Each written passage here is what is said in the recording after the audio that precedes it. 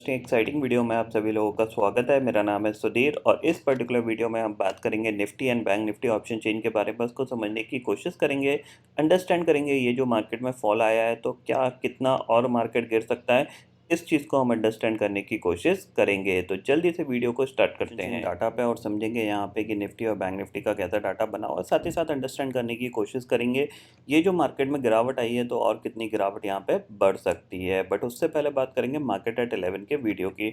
Market at 11 के video में मैंने आपको क्लियरली समझाया था कि जब तक डे हाई ब्रेक नहीं होगा आपको बाय नहीं करना है।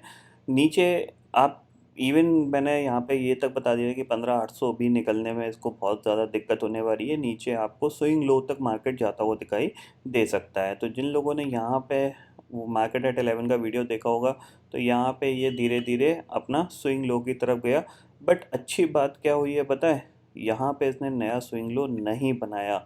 ये बहुत अच्छी बात है। और एंड ऑफ द डे में अगर आप देखोगे तो यहाँ पे ये एक डब्ल्यू पैटर्न के साथ एक रिकवरी देखने को मिली थी। आपको यहाँ पे ये डब्ल्यू यहाँ पे बनता हुआ दिखाई दे रहा होगा। ये आया, ये ऊपर, फिर नीचे एग्जैक्ट सपोर्ट लिया और ये ब्रेकआउट। जैसे ही ब्रेकआउट हुआ यहाँ से करीब करीब ऑलमोस्ट 100 पॉइंट से ज़्यादा की रिकवरी देखने को मिली थी। ठीक है, इतना आपको यहाँ पे समझ में आ गया होगा। अब कल क्या हो सकता है उसको अंडरस्टैंड करने की कोशिश हम करेंगे। तो सबसे पहली चीज़ हमारे पास ऑप्शन चेन डाटा को देखेंगे। ऑप्शन चेन डाटा में अगर आप समझने की कोशिश करोगे तो यहाँ पे देखो 15,800 की कॉल पे 43 लाख का ओपन इंटरेस्ट खड़ा हुआ है, पुट पे करीब 40 लाख का ओपन इंटरेस्ट यहाँ पे खड़ा है। इसके ऊपर ज़बरदस्त लॉन्ग अनवाइंडिंग आपको दिख रही है। ठीक है ना, काफ़ी तेज़ी से ओपन इंटरेस्ट घट रहा है पुट साइड पे 15,800 के ऊपर। 15,900 की कॉल की बात करें 29 लाख का ओपन इंटरेस्ट है, 16,000 की कॉल पे 62 लाख का ओपन इंटरेस्ट दिख रहा है। 15,700 की कॉल की बात करें 14 लाख का ओपन इंटरेस्ट है, पुट पे करीब 35 लाख का ओपन इंटरेस्ट है। ये अच्छी बात है कि 15,700 की जो कॉल है वहाँ पे ओपन इंटरेस्ट काफ़ी तेज़ी से नहीं बढ़ा, सिर्फ 800 पे बढ़ा है। तो कहीं ना कहीं मार्केट 15,700 650 का जो जोन होगा यहाँ पे सपोर्ट लेने की कोशिश कर सकता है। बस एक ही कंडीशन है सपोर्ट की कि ग्लोबल मार्केट अब दोबारा से 500-600 पॉइंट ना गिरें। सिंपल सी चीज़ है, मतलब आज के ट्रेडिंग सेशन में या तो उनमें रिकवरी आए या फिर वो गैप डाउन खुलने के बाद साइडवेज चले जाएं। फर्दर यहाँ पे क्या हो, गिरावट बढ़े नहीं। अगर ऐसा होगा तो डेफिनेटली हम 15,700 650 पे ही सपोर्ट लेके दोबारा से बाउंस कर जाएंगे एक दो ट्रेडिंग सेशन के अंदर। ठीक है, इतना आपको यहाँ पे समझ में आ गया होगा। अब चलते हैं चार्ट पे। ठीक है, तो सबसे पहली चीज़ आती है कि अगर आप देखोगे तो 15 मिनट टाइम फ्रेम पे मैंने ये लेवल पहले से ही मार्क कर रखे थे। ये इंपॉर्टेंट लेवल है, 15,680 ब्रेक हुआ 100-150 पॉइंट एक्स्ट्रा चला जाएगा यहाँ पे, क्योंकि ये एक इम्पॉर्टेंट सपोर्ट है जहाँ पे मार्केट को सपोर्ट लेना चाहिए। ठीक है, अब सिंपल सी चीज़ है, मार्क कर लीजिए लेवल, इस लेवल के ऊपर ही आपको बाय करना है। ठीक है, जब भी आपको 15,880 निकलता हुआ दिखाई देगा एक बार आप बाय करके काम कर सकते हो। 16,000 आपके लिए पहला टारगेट होगा। ठीक है, और 16,000 निकलता है तो दूसरा टारगेट आपके पास जो बड़ा है 16,180 का है। जब भी ये लेवल ब्रेक होंगे, यानी जब भी मार्केट 15,800 को ऑलमोस्ट 15,900 को निकालेगा तब आपको बाय करके काम करना है, क्योंकि ये जो चैनल है ना ये बहुत बड़ा चैनल है।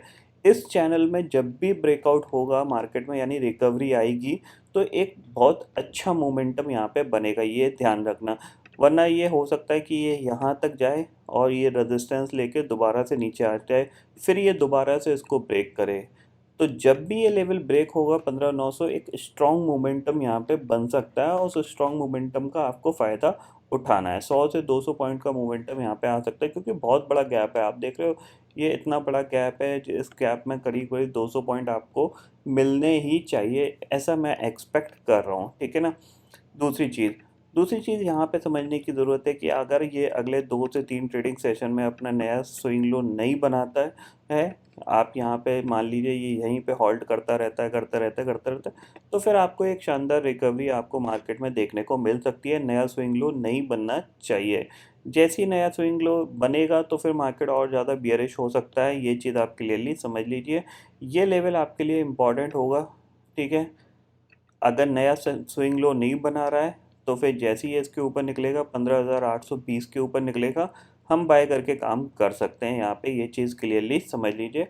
बट कंडीशंस यहाँ पे तभी एप्लीकेबल होगी बाइंग की जब ग्लोबल मार्केट थोड़े से गिरना बंद हो जाएंगे, यानी वो भले गैप डाउन हो रहे हैं लेकिन फर्दर गिरावट ना हो, उनमें नीचे थोड़ा सा होल्ड करने की कोशिश करें।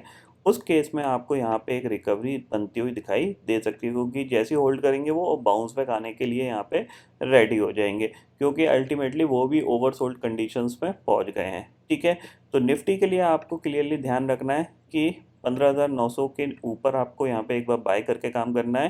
ठीक है, टारगेट आपके पास 16,000, और 16,000 निकलता है तो 16,150 का टारगेट आपको यहाँ पे मिल सकता है। ठीक है, सेलिंग के लिए हम देखते हैं कि यहाँ पे 15,680 के आसपास ये कैसे कामकाज कर रहा है। अगर ये दोबारा से नीचे आता है और फ्लो में चला जाता है तो फिर जाहिर सी बात है मार्केट वीक है, फिर इस सपोर्ट की कोई वैल्यू नहीं रही है। और अगर ये नीचे आता है और यहीं पे हॉल्ट करता रहता है, भले एक नया लो बना दे बट हॉल्ट करता रहता है, तो आपको रिकवरी देखने को मिलेगी।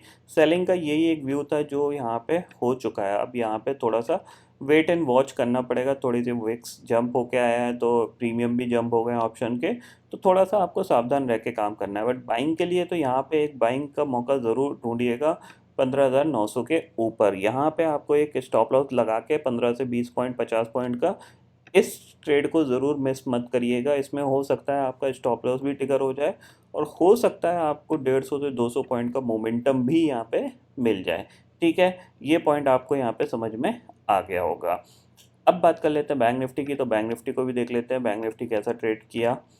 बैंक निफ्टी की बात करें तो देखो, ये बैंक निफ्टी की एनालिसिस में मैंने आपको कल भी बताया था कि ये एक ट्रेंड लाइन है जो सपोर्ट का काम कर सकती है। तो आप देख सकते हो क्लोजिंग बेसिस में इसके नीचे तो गया, बट क्लोजिंग बेसिस में इसको उसने होल्ड किया है। एक चीज़ ध्यान रखना, अगर आप बैंक निफ्टी का इस चार्ट को मैं थोड़ा सा छोटा करूँ तो आप देखो, ये आपको एक ट्रायंगल पैटर्न बनता हुआ दिखाई दे रहा है। तो अब ये नैरो होता जा रहा है। ठीक है ना, अभी तक ये बहुत बड़ा था, अब ये नैरो होता जा रहा है। तो जाहिर सी बात है यहाँ से बाउंस बैक आएगा, फिर ये दोबारा रेजिस्टेंस लेगा, फिर इस तरीके से। तो जब भी ये ट्रायंगल पैटर्न ब्रेकआउट या ब्रेक डाउन होगा ना, तो आप समझ जाइएगा एक बहुत बड़ा मोमेंटम, कम से कम 3,000 पॉइंट का मोमेंटम बैंक निफ्टी में यहाँ पे हो सकता है। ठीक है, तो ये चीज़ आप क्लियरली यहाँ पे समझ लीजिए। हो सकता है ये इस फ्लो में कंटिन्यू में ही ये ब्रेक डाउन दे दे, तो कंटिन्यू में अगर ये ब्रेक डाउन देगा तो ये पर्टिकुलर स्विंग लो आपके लिए नेक्स्ट टारगेट होगा, यानी अनदर 2,000 पॉइंट के आसपास का टारगेट नीचे मिल रहा है। ठीक है, अगर ये ऊपर यहाँ पे ब्रेक करता है तो ये टारगेट होगा। तो ये समझ जाइएगा कि इस ट्रायंगल का अगर ब्रेकआउट ब्रेकडाउन होगा, 2,500 से 3,000 पॉइंट यहाँ पे बैंक निफ्टी में मोमेंटम बनता हुआ दिखाई देगा। ठीक है, अब चलते हैं शॉर्टर टाइम फ्रेम में, 5 मिनट का चार्ट लगाते हैं यहाँ पे। और देखो बैंक निफ्टी ने कंटिन्यूसली यहाँ पे क्या किया है, नीचे होल्ड करने की कोशिश करी है। आप देख रहे हो इसने कंटिन्यूसली इस लेवल पे होल्ड किया, इसके नीचे नहीं गया, ये अच्छी बात है। अब ये आपकी एक रेंज बन गई है। ठीक है, इस रेंज के अंदर उसने ऑलमोस्ट कामकाज किया है पूरे दिन।